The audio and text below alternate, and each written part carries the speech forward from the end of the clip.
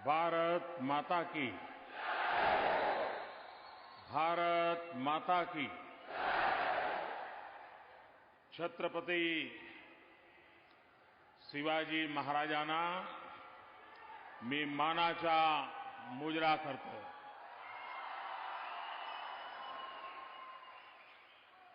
मंचावर बसलेले राज्यपाल श्रीमान विद्यासागर राव, श्रीमान देवेंद्र फडणवीस,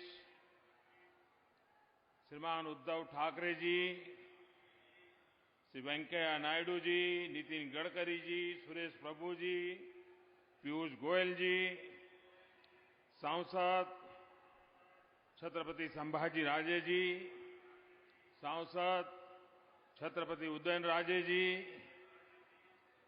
श्रीमान रामदास आठवले जी, श्री सुभाष भामरे जी, चंद्रकांत पाटिल जी, सुभाष देसाई जी, विनोद तावड़े जी, एकनाथ शिंदे जी, प्रकाश मेहता जी,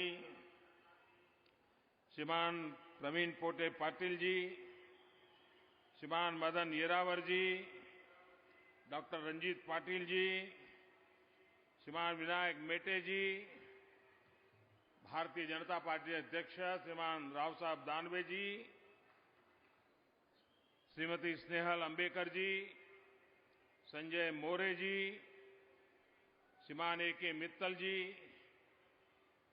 मंच पर विराजमान सभी वरिष्ठ महानुभाव और विशाल संख्या में पधारे हुए मेरे प्यारे भाइयों और बहनों,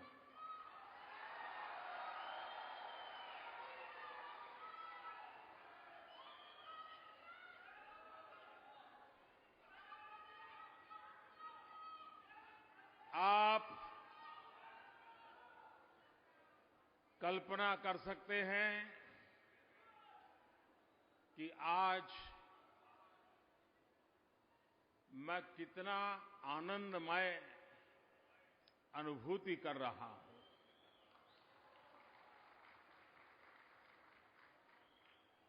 जब भारतीय जनता पार्टी ने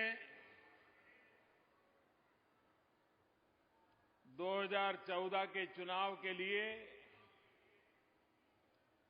मुझे जिम्मेवारी दी, तो मैं पहले रायगढ़ के किले पर आया।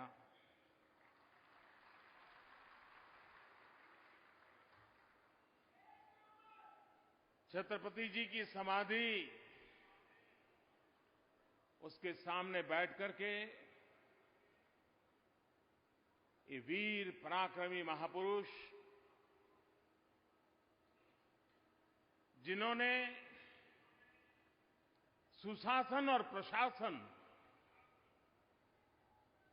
हिंदुस्तान के इतिहास में एक नवीन अध्याय लिखा था और अपने योग्यता और क्षमता के आधार पर किया था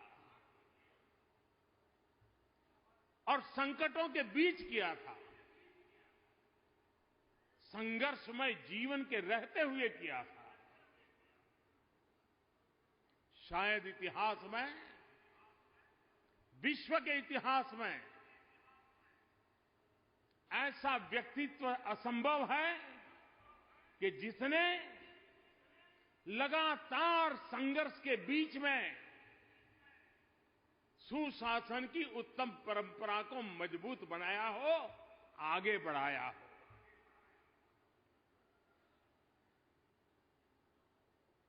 इतिहासकारों की नजरों से,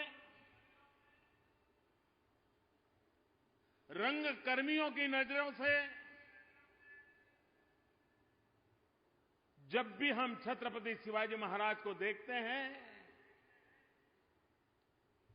तो घोड़ा हो, घोड़े पर शिवाजी महाराज हो, हाथ में तलवार हो, और उसके कारण हमारे मन में भी एक ही छवि बनी हुई है। छत्रपति शिवाजी महाराज का व्यक्तित्व बहुआयामी था। अगर हम भगवान रामचंद्र जी का मूल्यांकन सिर्फ रावण वध से करें, अगर हम श्री कृष्ण का मूल्यांकन सिर्फ कंस को पराजित किया उस प्रकार से करें, अगर महात्मा गांधी का मूल्यांकन सिर्फ अंग्रेजों को निकाला यहां तक करें, तो शायद हम इन महापुरुषों का पूर्ण रूप देखने में असफल हुए, ये हमें स्वीकार करना होगा। प्रभु रामचंद्र जी, रावण का वध उनके जीवन के अनेक पहलुओं में एक पहलू था, लेकिन बाकी इतने पहलू थे जो आज भी भारतीय जीवन को प्रभावित करते हैं, प्रेरित करते हैं। श्री कृष्ण के जीवन में भी सिर्फ कंस ही एक घटना नहीं थी। युद्ध के मैदान में गीता का संदेश, कोई कल्पना कर सकता है कि यह देश कैसी मिट्टी है कि जिस मिट्टी में ऐसे लोग जन्म लेते हैं कि जो युद्ध के मैदान में भी हजारों साल प्रेरणा देने वाले चिंतन की धारा को गीता के रूप में प्रस्तुत करते हैं।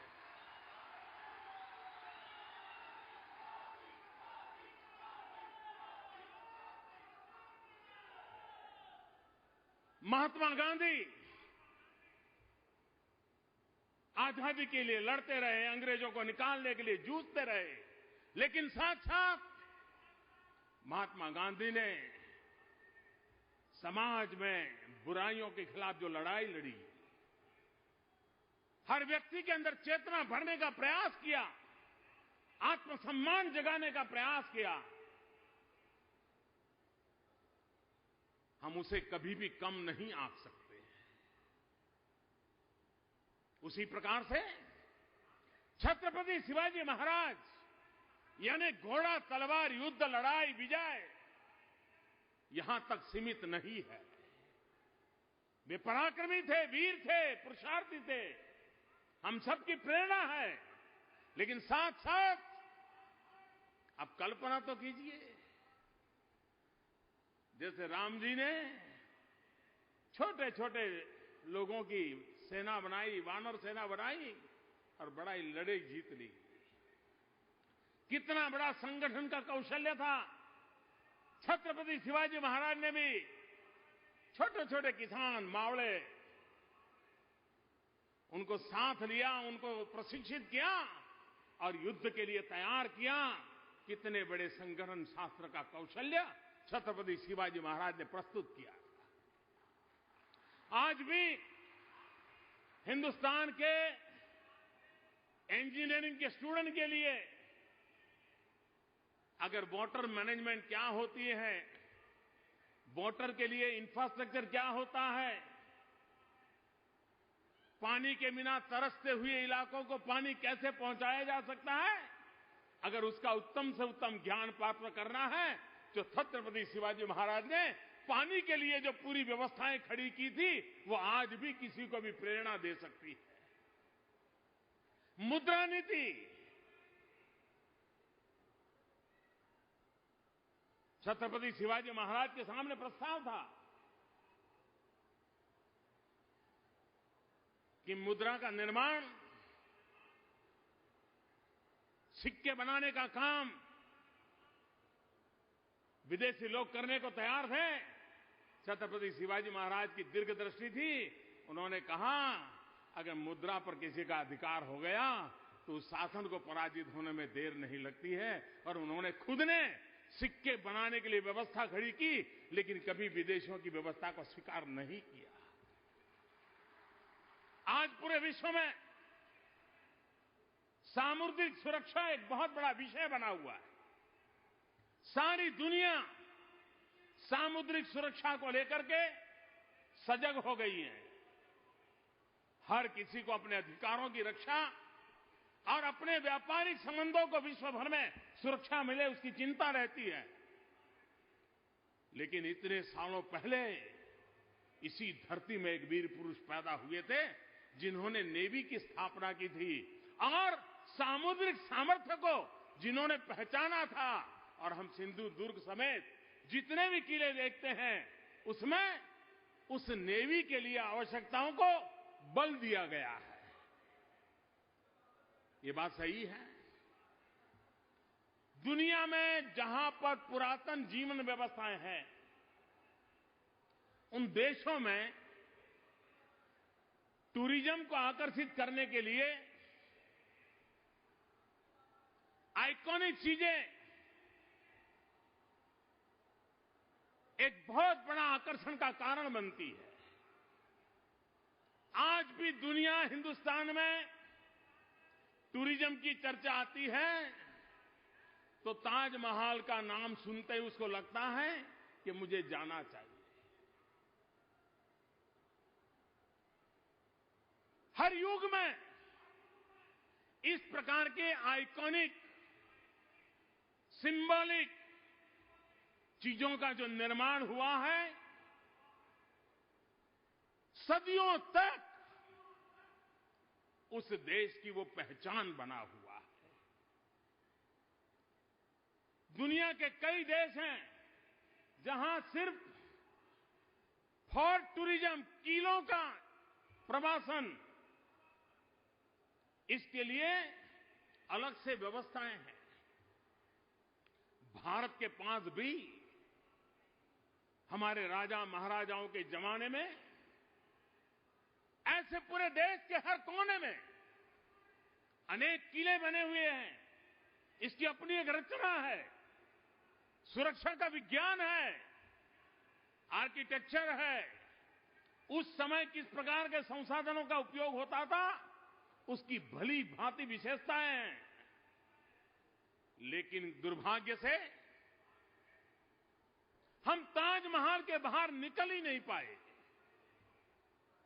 इस देश के हर कोने में विश्व को आकर्षित करने के लिए अनेक प्रवासन धाम है।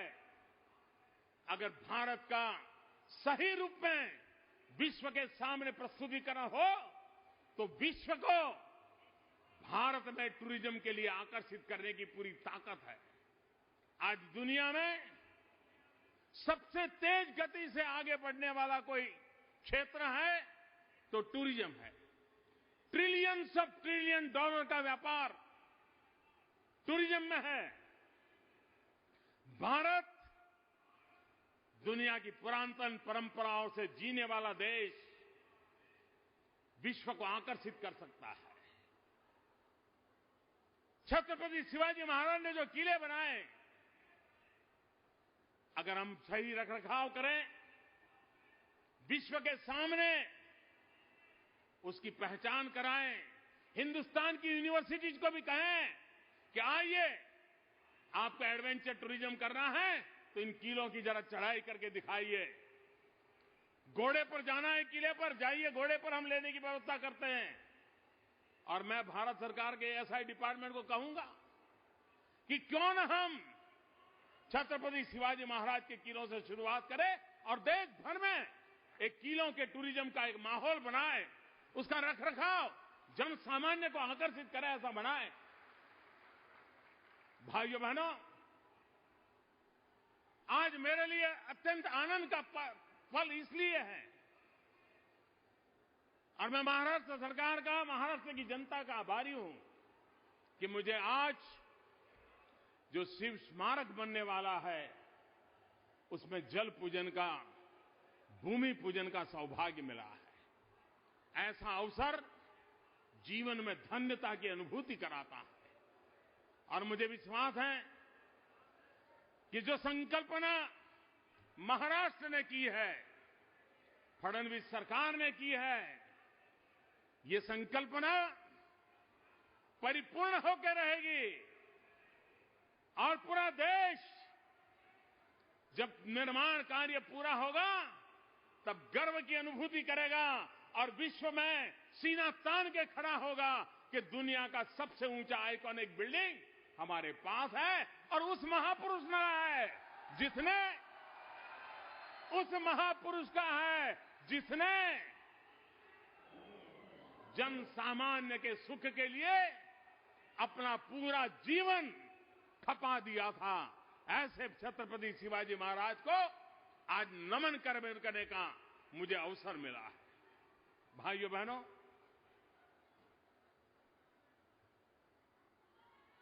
हमारे देश में भांति भांति की राजनीति हुई है। विविधताओं से भरे हुए अनेक प्रकार के रास्ते अपनाए गए हैं, लेकिन अब 70 साल के अनुभव के बाद हमें इस बात को स्वीकार करना होगा, अच्छा होता देश आजाद होने के बाद हमने एकमात्र विकास का मार्ग अपनाया होता, तो आज भारत में जो समस्याएं जड़ें जमा चुकी हैं, ऐसी समस्याएं कभी जड़ें जमा नहीं सकती थी।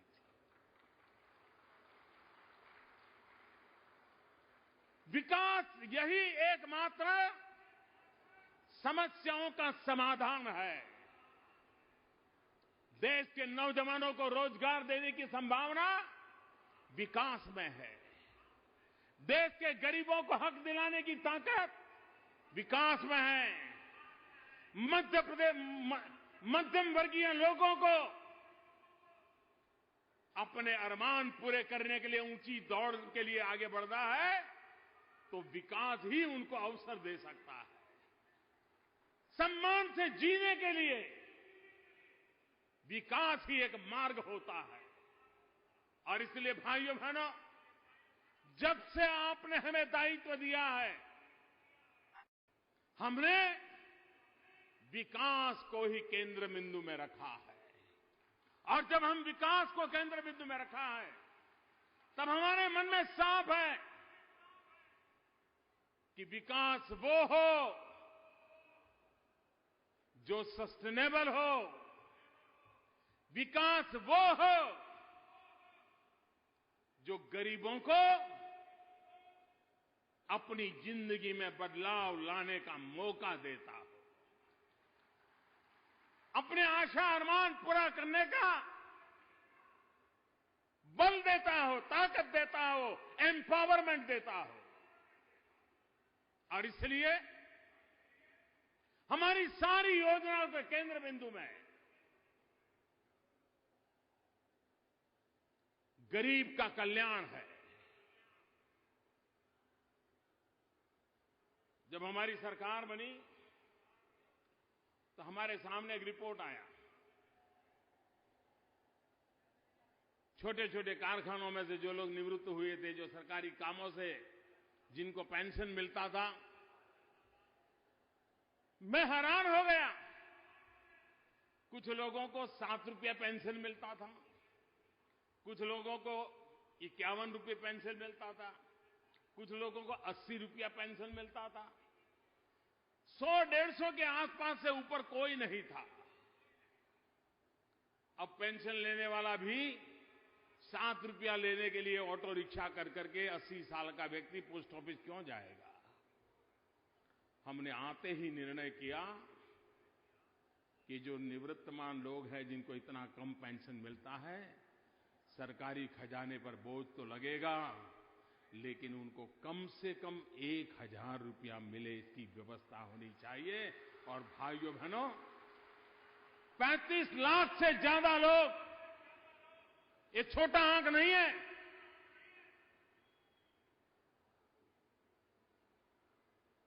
सैकड़ों करोड़ों का बोझ सरकार के खजाने पर लगा। और उसके बावजूद भी हमारी सरकार ने इन बुजुर्गों को अच्छी जिंदगी जीने के लिए एक अहम कदम उठाया। दवाइयां महंगी हो रही हैं, हमने अधिकृत रूप से जेनरिक मेडिसिन पर बल दिया। जन औषधालय खोलने का पूरे देश के अंदर एक बीड़ा उठाया है, ताकि गरीब को सस्ते में दवाई मिले, और सही मिले, अच्छी मिले, समय पर मिले, ताकि गरीब का दवाई के नाम पर कोई शोषण न करे। गरीब मां लकड़ी के चूल्हे में चूल्हा जला करके खाना पकाती थी। उस गरीब मां के शरीर में एक दिन में 400 सिगरेट का धुआं जाता था। वो गरीब मां बीमार नहीं होगी तो क्या होगा? उस गरीब मां का बच्चा बीमार नहीं होगा तो क्या होगा? सरकार ने निर्णय किया कि गरीबी की रेखा के नीचे जीने वाले, झुग्गी झोपड़ी में जिंदगी गुजारने वाले इन गरीब परिवारों को ये लकड़ी के चूल्हे के धुएं से मुक्त कराना है। और हमने बीड़ा उठाया, करोड़ों करोड़ों गरीब परिवारों को गैस सिलेंडर का कनेक्शन देने का बीड़ा उठाया है। करोड़ों की तादाद में लोगों को मिल चुका है और आने वाले 3 साल में गरीबी की रेखा के नीचे जीने वाले 5 करोड़ परिवारों तक पहुंचने का काम हमने उठाया है। इस देश में आजादी के 70 साल हो गए। 18,000 गांव ऐसे थे जो 18वीं शताब्दी में जीने के लिए मजबूर थे। बिजली का खंभा तक नहीं लगा था, न तार पहुंचा था, न बिजली देखी थी।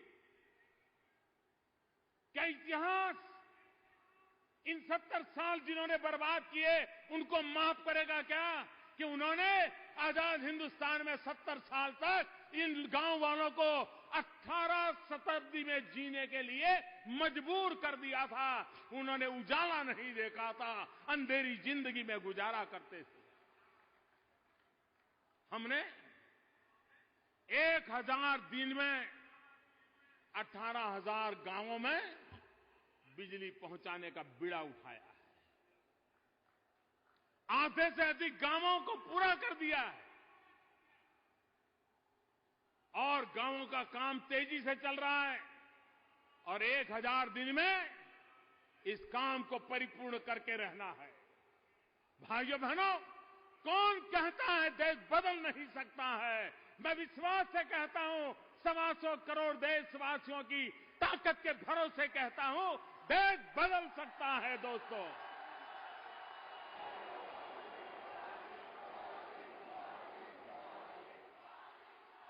और लिख के रखिए, देश बदलेगा भी, देश बढ़ेगा भी, देश दुनिया के सामने सर ऊपर करके खड़ा हो जाएगा। ये मैं 3 साल के अनुभव के आधार पर कह सकता हूं।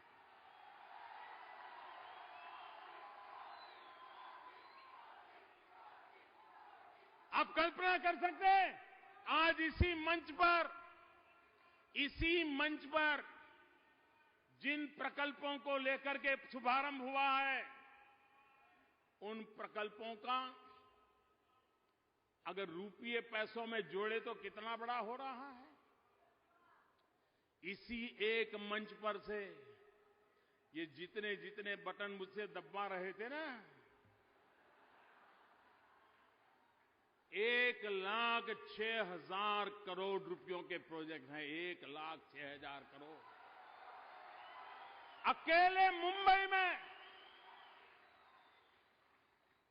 एक ही कार्यक्रम में 1,06,000 करोड़ रुपयों से ज्यादा विकास के कामों का शुभारंभ होता हो। ये शायद मुंबई के इतिहास की बहुत बड़ी घटना होगी और ये हम करके दिखाते हैं।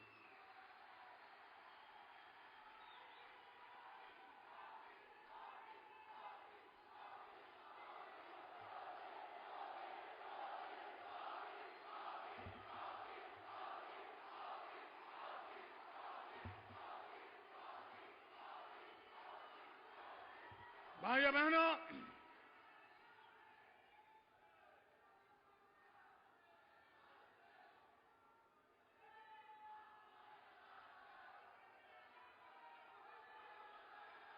आप लोग, मैं जब आज मुंबई की धरती पर आया हूं तो मैं पूरे महाराष्ट्र की जनता का सर झुका करके अभिनंदन करना चाहता हूं, प्रणाम करना चाहता हूं।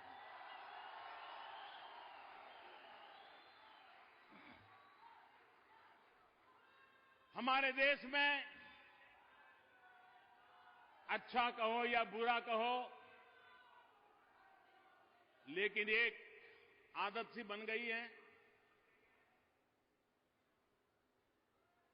कि आप कुछ अच्छा कर रहे हैं, इसका सबूत क्या? अगर चुनाव जीतते हैं तो सबूत है कि आप अच्छा कर रहे हैं। अगर आप हार गए तो माना जाता है कि ये निर्णय आपका गलत था। जब हमने भ्रष्टाचार और काले धन के खिलाफ जिस दिन से सरकार बनी है लड़ाई शुरू की है,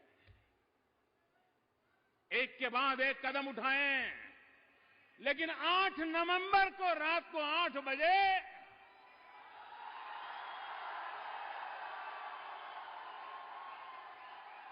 हमने एक बहुत बड़ा हमला बोल दिया। जाली नोट, काला धन, भ्रष्टाचार, इसके खिलाफ एक निर्णायक लड़ाई का बिगुल बजा दिया। और भाइयों बहनों, 125 करोड़ देशवासियों ने इतने कष्ट झेले, इतनी तकलीफ झेली, लेकिन एक पल के लिए मेरा साथ नहीं छोड़ा। उनको भ्रमित करने के प्रयास हुए, उनको डराने के प्रयास हुए, अफवाहों का बाजार गर्म किया गया, लेकिन जिसको अनपढ़ कहते हैं, अशिक्षित कहते हैं, उसकी कॉमन सेंस ने इस बातों में बहकावे में आया बिना देश की भलाई के निर्णय का साथ दिया। और जब पिछले यहां चुनावों में महाराष्ट्र के लोगों ने इस निर्णय पर मोहर लगा ली, तो पूरे हिंदुस्तान में मैसेज चला गया कि सत्य किसके साथ है और देश किस दिशा में जाना चाहता है।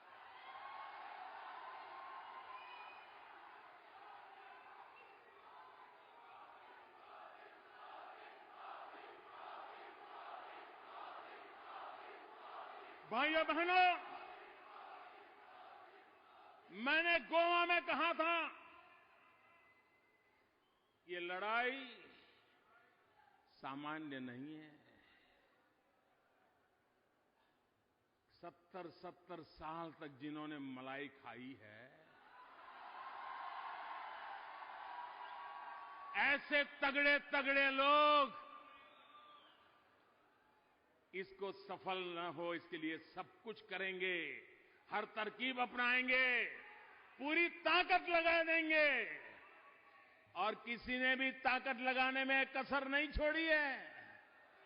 जिससे जो हुआ वो सब करने की कोशिश की है, लेकिन 125 करोड़ देशवासियों के संकल्प के सामने ये 70 साल से मलाई खाने वाले लोग कभी टिक नहीं सकते, जीत नहीं सकते दोस्तों। और देश कभी हार नहीं सकता है दोस्तों। 125 करोड़ का देश कभी पराजित नहीं हो सकता है। ऐसे मुट्ठी भर लोगों से देश कभी झुक नहीं सकता है।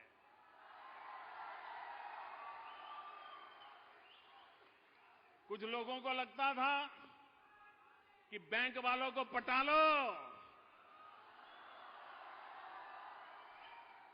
सब काला धोल सफेद हो जाएगा। अरे काले गोरे के खेल वाले, आप तो मरे, वो बैंक वालों को भी मरवा दिया।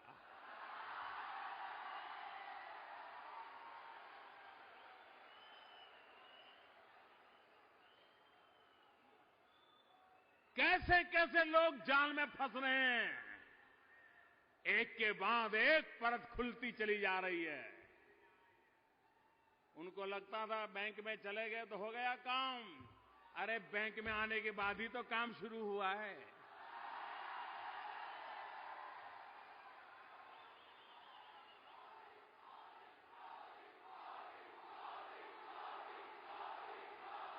मेरे देशवासियों,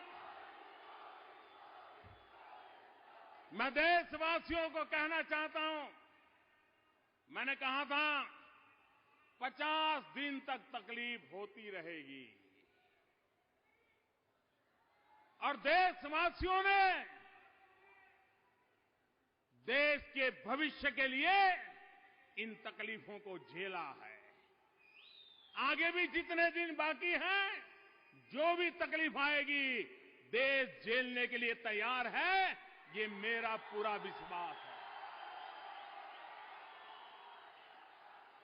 और भाइयों बहनों, 50 दिन के बाद ईमानदार लोगों की तकलीफ कम होना शुरू होगा।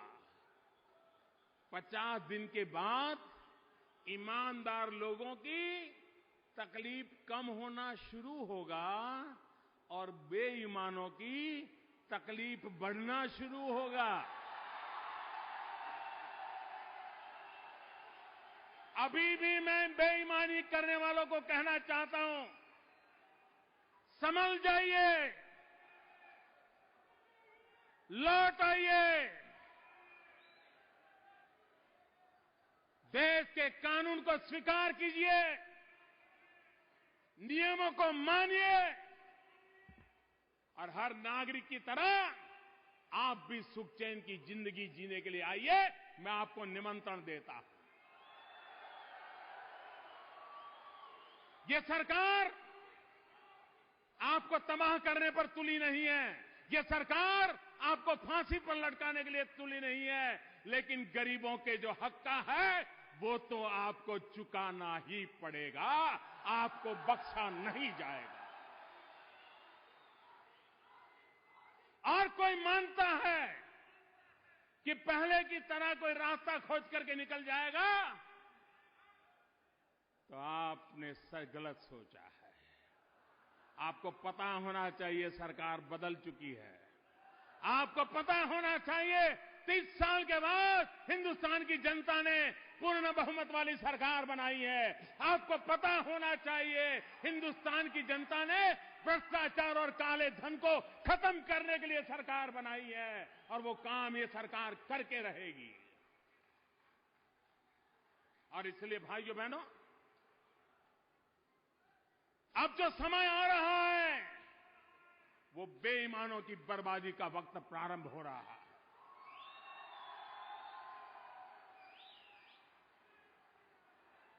देश की भलाई के लिए ये स्वच्छता का अभियान है। देश की भलाई के लिए साफ सुथरा सार्वजनिक जीवन हो, साफ सुथरा प्रशासन हो, विश्वास का वातावरण हो,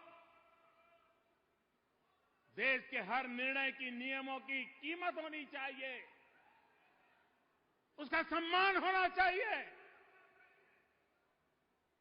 भाइयों बहनों, इस प्रकार का पाप करने की आदत मुट्ठी भर लोगों को है, लेकिन उसके कारण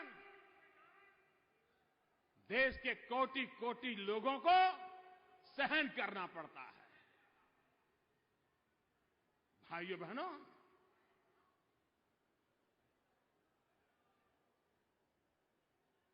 अगर उनको मोदी का डर न लगता हो, बेईमानों को, तो न लगे। सरकार का डर नहीं लगता है, न लगे, लेकिन बेईमान लोगों, इन 125 करोड़ देशवासियों के मिजाज को कभी कम मत किए, उससे तो आपको डरना ही पड़ेगा। 125 करोड़ देशवासियों का मिजाज बदला है। वे अन्याय सहने को तैयार नहीं है, बेईमानी सहने को तैयार नहीं है, भ्रष्टाचार स्वीकारने को तैयार नहीं है, काले धन के खिलाफ लड़ाई लड़ने के लिए वो सेनापति बनकर के निकले हुए हैं। और इसलिए भाइयों बहनों, लड़ाई जीतने के लिए आप लोगों ने मुझे जो साथ और सहयोग दिया है, मैं आज इस मुंबई की धरती से, महाराष्ट्र की धरती से छत्रपति शिवाजी महाराज के शिव स्मारक के निर्माण के अवसर पर, उसका शुभारंभ हो रहा है, उस पल पर देशवासियों को विश्वास दिलाना चाहता हूं, ये लड़ाई तब तक नहीं रुकेगी जब तक कि हम लड़ाई जीतेंगे नहीं।